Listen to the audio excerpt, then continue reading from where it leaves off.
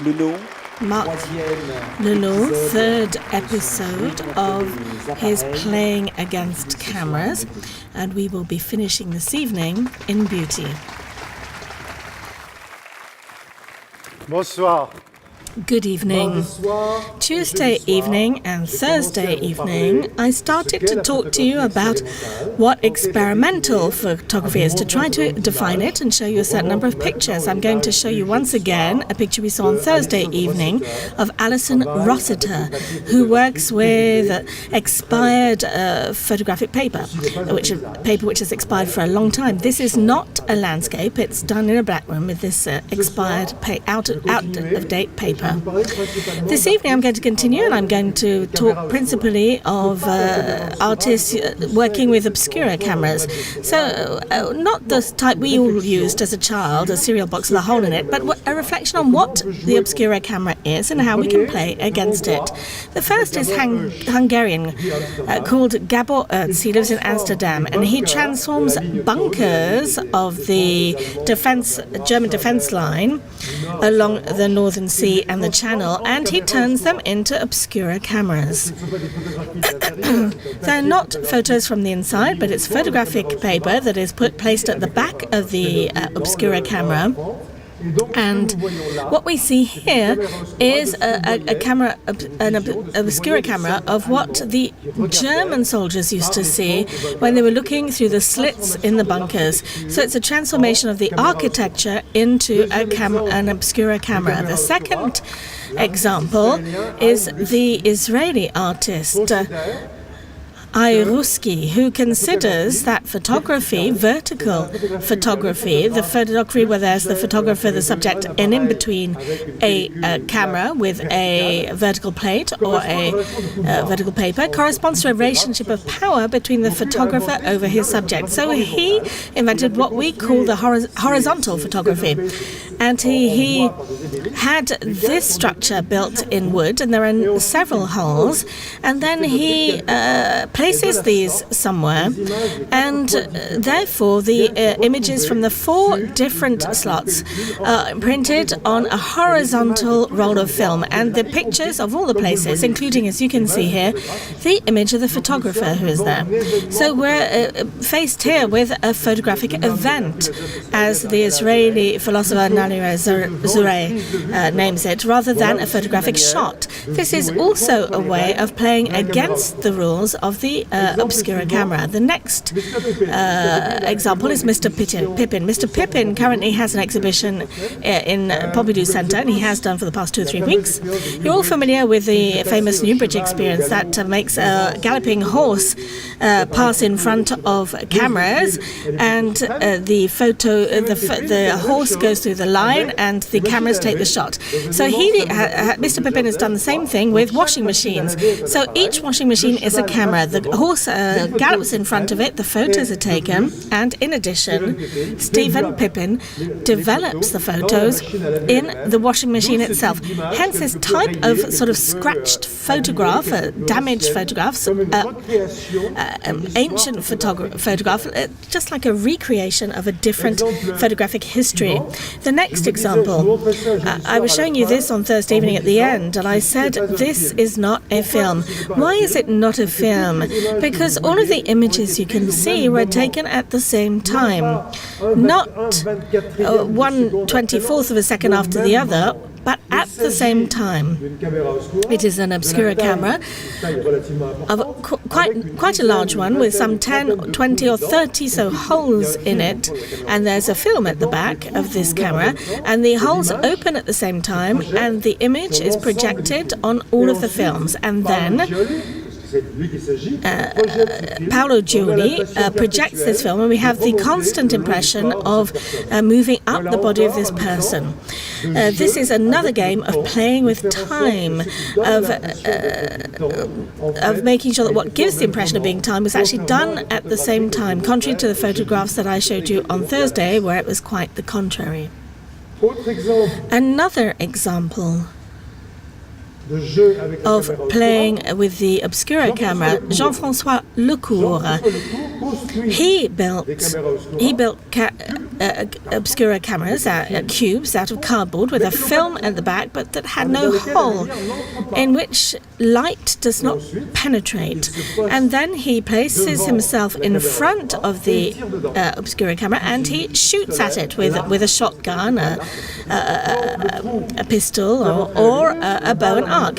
So the hole allows the light to enter, and the bullet makes a hole in the film, and we obtain this type of very strange picture where we can see the hole in the film that corresponds to the hole of the shotgun. So we have an involvement of the photograph which is no longer a viewer, but it's the actual trigger, is the obturator of the photo. Another example of an application of the body of photographers. So at Tuesday I began with this picture and I said this is not a fist of revolt. It is a photographic fist. Why a photographic fist? Because Paolo Giuli, him again, uses his fist as an Obscura camera. So within his hand he has a beer cap in which there's a little piece of film and he closes his fist and he opens it gently in order to take a photo. And the photo he takes is a photo of himself. It's not a mirror,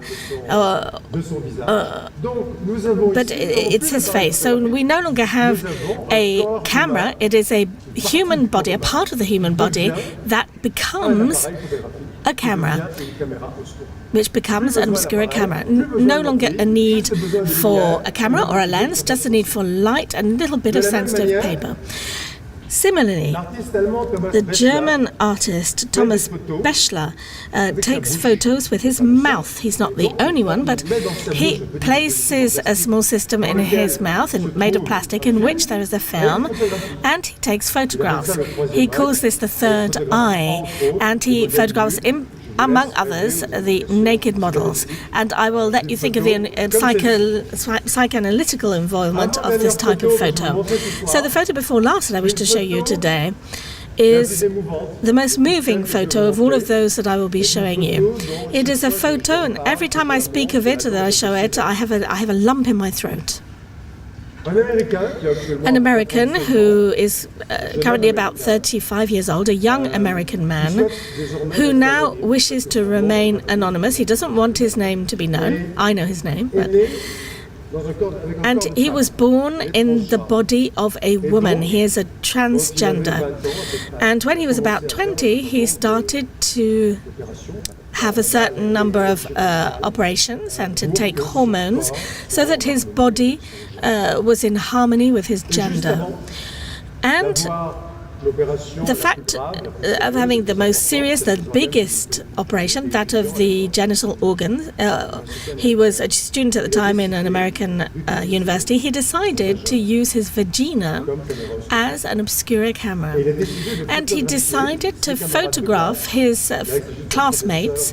This was his photography professor, to take photos of them, and he asked them to look at the most problematic part of his body, the part that he was going to eliminate, the part that would make him into a harmonious person, and he took his last photo. So I know that it's a very strange photo, and meanwhile it is a photo that fits into a process, a therapeutic process for him, of the new man he was to become. And this photo moves me deeply. Today he has an entirely different life, and he no longer wishes to talk about this too much. He has accepted it. He accepted that I show you the photo, we talked about it. He accepted that I include this photograph in my book. What I wanted to say is what I showed you over these 3 evenings is not a series of curiosities. It's not a gallery of horrors, of photographic, strange photographs. It's a real work on what experimental photography might be. All of these photographers do not know each other. Most of them don't know each other anyway. And everybody's all of them are working in different directions. But what I tried to do in a thesis that I worked on, in a book that I called Playing playing against cameras. Maybe if you're interested, you can go and see my exhibition tomorrow. But what I wanted to show you is that all of their photographers, whatever their techniques, whatever the type of approach they have, are all people who are questioning the rules of photography, the rules of good photography, and who are playing with cameras, with time, with chemistry, with light. And each of them is, to some extent, a rebel or a Gandhi who is refusing these rules. For me, there's a certain similarity with what happened with painting at the end of the 19th century. At the end of the 19th century, photography becomes easy to take. And so photography takes the role of representing the world, of representing